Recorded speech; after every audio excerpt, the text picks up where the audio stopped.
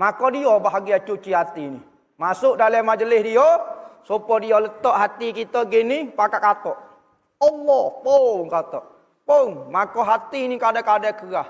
Kena katok kuat suara kita. Allah, la ilaha illallah. Betul-betul kita tuju di hati kita. Lama-lama dia sikit-sikit kau itu, lama-lama dia pom, pecah.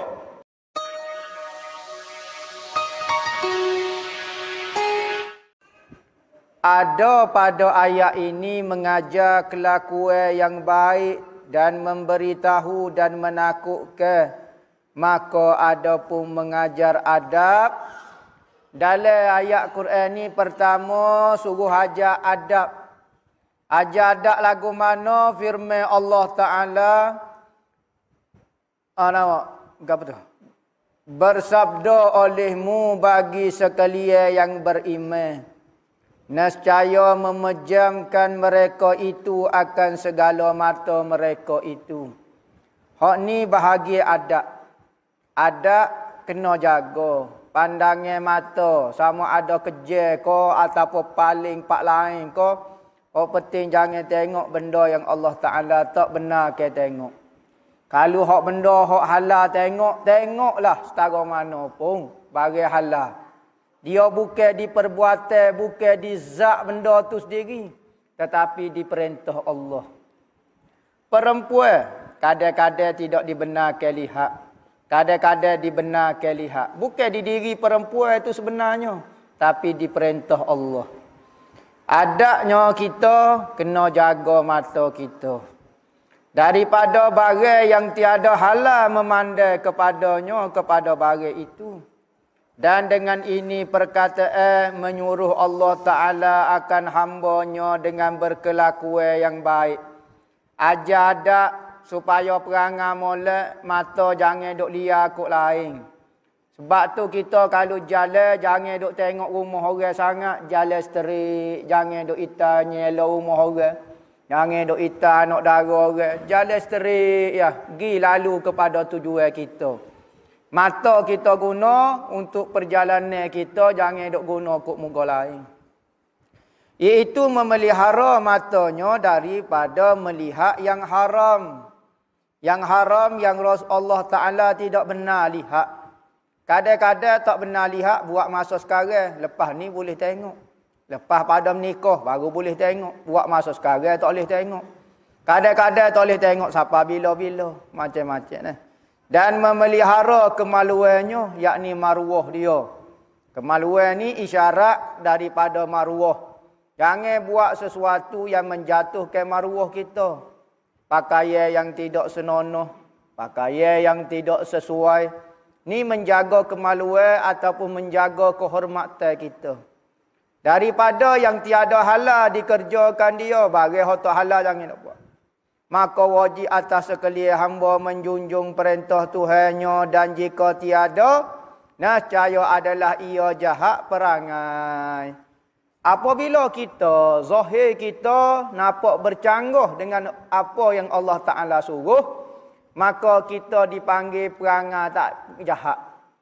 Orang jahat perangai. Nah, hak dalam hati tak seduk faham, hak zahir tu. Kalau mata duk liar koseh-koseh tiba-tiba kata hati hamba bersih. Tak. Kok zahirnya hamba nampak demo ni perangai tak berapa nak berjuruh. Mata duk hitam nak darah orang labga apa dia bagi hotak molek labga ni duk tengok. Maka secara zahir demo perangai demo adab demo ni tak ada. Dan patut ia dimurkai dan diseksa. Dan patut dan layak seseorang itu dimurkai dan diseksa. Atas dasar, bukan atas dasar hati dia. Atas dasar mata dia tidak jaga. Maka zahir adab dia tak comel dah. Dan ada pun memberitahu, maka firman Allah Ta'ala. Ayat saat ni, kullil mu'minina yarudduna min absarihim. Ada 3 benda. Pertama ajar adab. Kedua nak beritahu. Nak beritahu ke apa? Ayat dia bermula demikian, memejamkan mata dan memelihara farah itu lebih membersihkan dan lebih menambahkan bagi mereka itu. Ayat kata zalika azka lahum tu ayat ni nak beritahu. Ayat hok mula-mula nak ajar adab kepada orang mukmin supaya tunduk pandangan dan jaga pandak farah dia, kemaluan dia. Hok tu ajar adab ayat Quran ni. Zalika azka lahum. Hok ni ayat ni nak beritahu. Tuhan nak beritahu ke apa? Nak kata dengan kita jaga pandangan mata itu lebih bersih, lebih murni, lebih ikhlas dengan Allah Ta'ala. Nah, memberitahu Allah Ta'ala dengan ini perkataan atas bahawasanya memejam mata dan memelihara farah itu keduanya sebab bagi membersihkan hati. Jadi kalau kita nak bersihkan hati kita, mata jangan tengok benda koksi.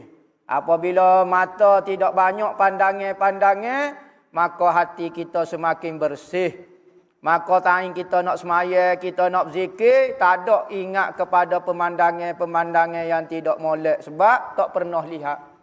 Tapi kalau kita tak jaga mata, hati payah nak bersih. Tidak hati dulu bersih baru anggota. Ya, tetapi hati akan jadi kotor jika anggota mengotori dia. Anggota buat maksiat, hak kotornya bukan tangan tu. Hati turut memberi kesan. Nabi kata siapa dia yang buat maksiat, maka tertitiklah satu titik hitam di hati dia. Maksiat tu hati tu jahat dah. Papu tangan buat, apabila tangan buat maka tertitik satu titik hitam. Buat dosa pula satu titik sehinggalah hati dia penuh dengan titik-titik hitam. Pada masa tu hati dia jadi gelap. Kerana apa? Dosa anggota, hati yang dia tanggung. Apabila hati gelap lagu tu, tangan berhenti dah pun tak boleh nak dengar dah. Hati tak jadi kerah dah. Sebab tu orang kalau buat maksiat banyak, dia nak kembali kepada kebaikan payah. Sekalipun saya berhenti dah, tetapi hati saya semakin kerah. Kesal daripada maksiat hak dulu menyebabkan hati dia jadi keras. Maka lagu mana? Dia kena bersih ke hati dia. Boleh? Ya boleh. Allah Ta'ala buat cara-cara untuk membersihkan hati yang terkesan dengan maksiat, jadi kerah dengan banyak menyebut zikir. Hati baik dengan zikir. Mata, kita pelihara mata. Tangan, jaga tangan. Hati, dengan zikir kita bersihkan. Nabi kata sesungguhnya hati itu latasda akan berkarat. Maka sahabat bertanya, ya Rasulullah, apabila berkaratnya hati, maka tidak berfungsi. Barang kalau dia karat, payah nak berfungsi. Kipas karat, tak boleh nak mutar, goni karat. Maka kena cuci karat dia, maka baru dia boleh berfungsi dengan laju, dengan molek. Maka hati apabila karat banyak ke berzikir. Hati kita ni banyak benarlah karat dia nya. Cukup kodok 100 hari, tak cukup. 200, tak cukup. 300, zikir slow-slow, tak padan. Kena zikir derah-derah, biar pecah hati kita sekali. Masuk dalam majlis-majlis zikir, sebut nama Tuhan dengan sangat derah sebut sekali. Allah, habis nafas kita sekali, biar hati kita rasa panas, biar pecah sekali. Pop.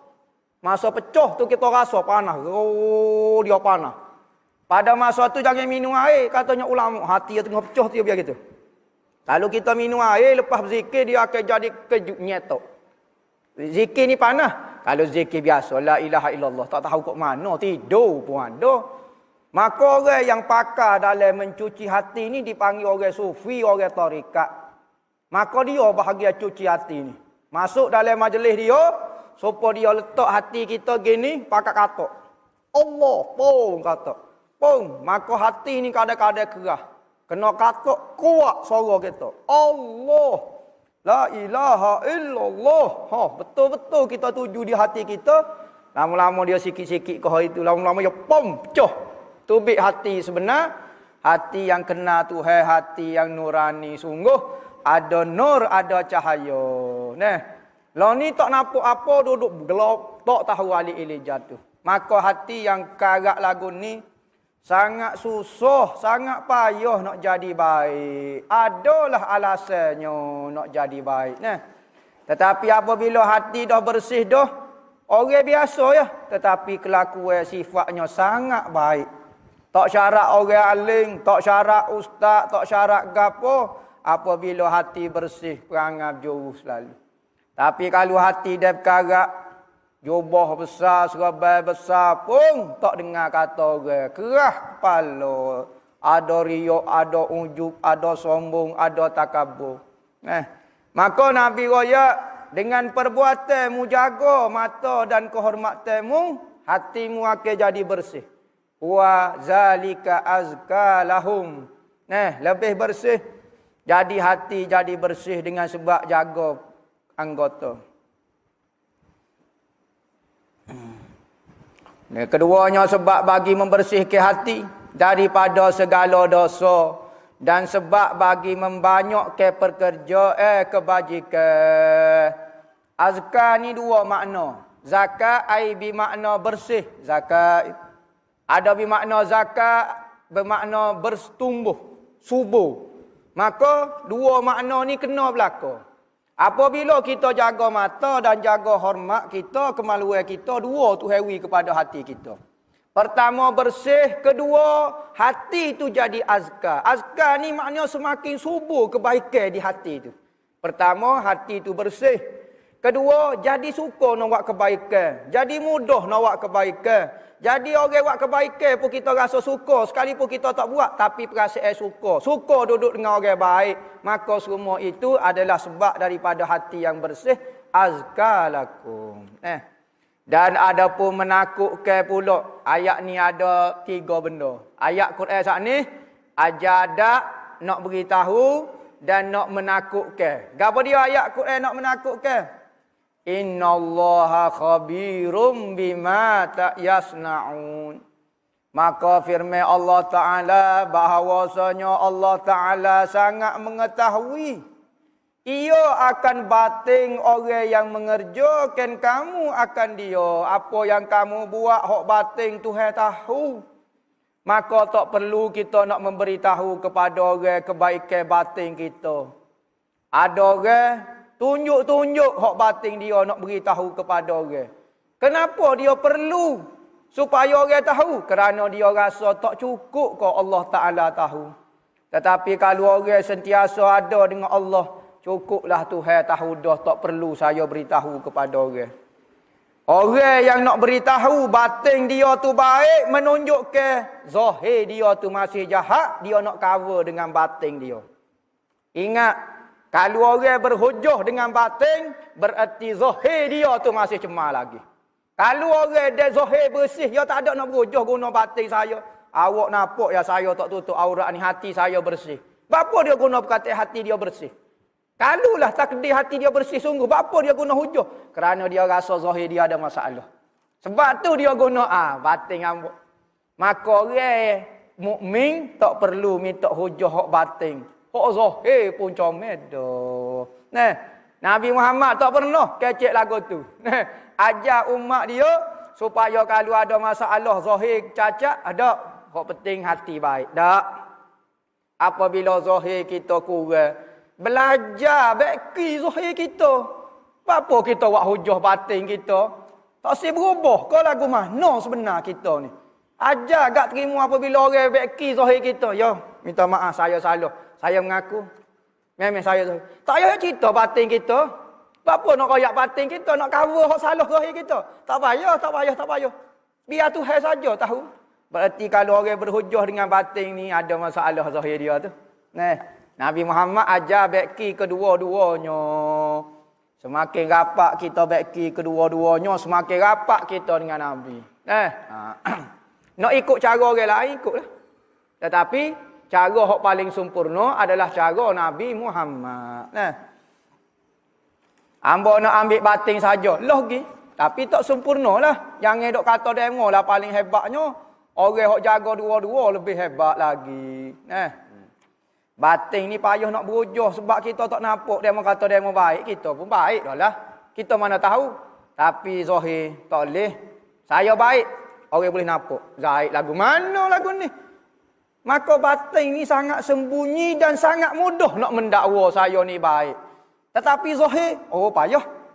Saya tak boleh nak dakwa saya ni orang baik sebab orang boleh tengok. Zahir demo tak lepas. Tapi batin, orang nak tahu lagu mana.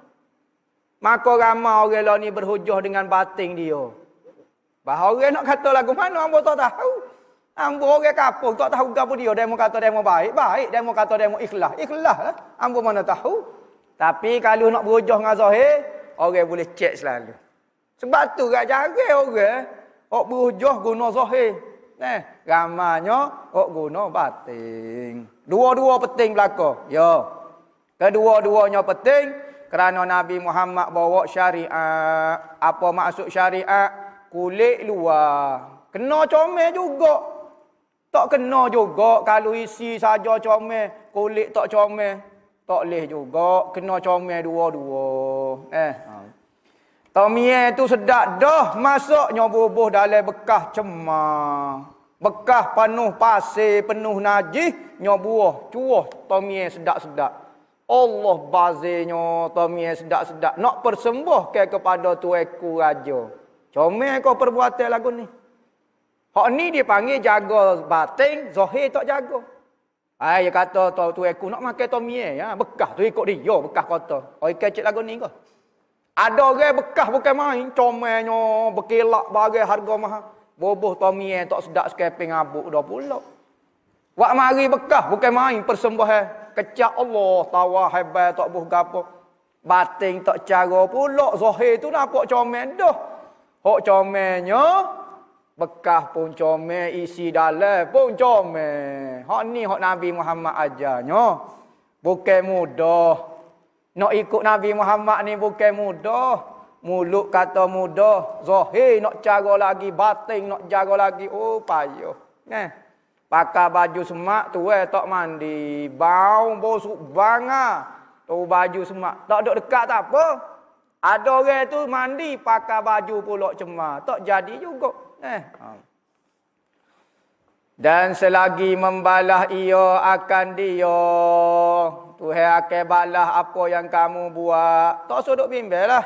Mau buat hak batin Tuhan nila. Mau buat hak zahir Tuhan nila. Apa mu duk guna batin pacara zahir pun Tuhan nila. Orang mari semayang, orang tak semayang. Zahirnya maka hak semaya itu lebih afdal daripada hak tak semaya. Orang berselawat dengan orang tak selawat. Zahirnya selawat lebih afdal daripada tak selawat. Jangan dia buat kata, nampak ya hamba tak semaya ni. Hamba ni, sudah. Apa kiyah hukum hak zahir? Zahir lah dia ada sipir-sipir dia.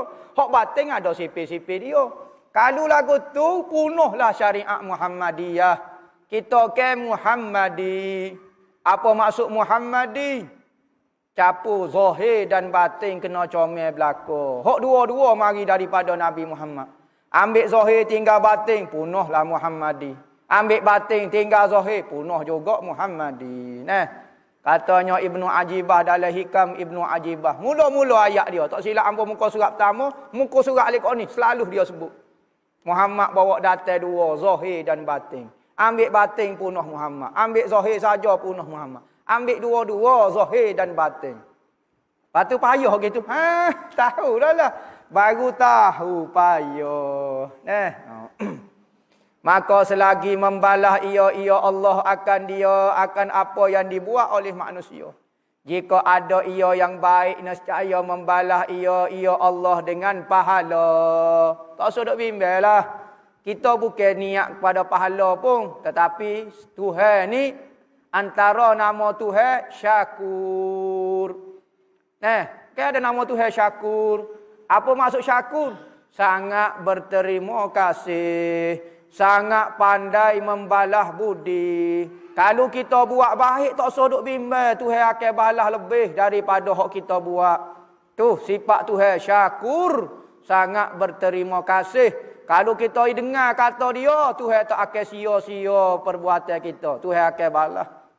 Dan kesenangan dan syurga boleh berlaku dan Tuhan suka gak. Dan jika ada ia kejahatan, perbuatan kita tu kejahatan, maka membalas ia Allah dengan seksa dan api neraka. Sakit ke api neraka ni? Ya, sakit. Apa? Tuhan nak tunjuk kata dia nak marah, dia tak suka dengan perbuatan kita, Maka tak suka Tuhan ni kita tak nampak. Maka Tuhan gambar ke nak marah Tuhan dengan satu lubang yang dipenuhi api dengan penuh seksa. Maka itulah marah Tuhan. Sebab kalau Tuhan nak marah, nampak ke tak? Tak nampak. Supaya kita nak marah kita. Dia nak marah. Lagu mana dia tunjuk? Dia ambil rotai piok atas belakang. Aduh. Bukan rotai tu marah. Tetapi benda tu menunjuk ke hamba nak marah. Tuhan nak marah kita lagu mana? Tuhan buat satu lubang bubuh api, bubuh gapo dia.